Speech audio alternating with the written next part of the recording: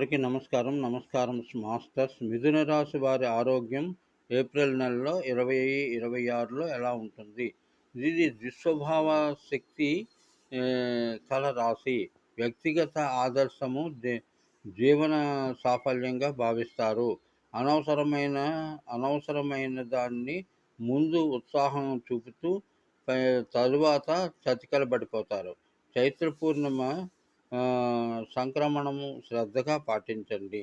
ఆహ్, ఆహ్, పా సమస్య జీర్ణశక్తి లోపం. మీ యొక్క సమస్య జీర్ణశక్తి లోపము.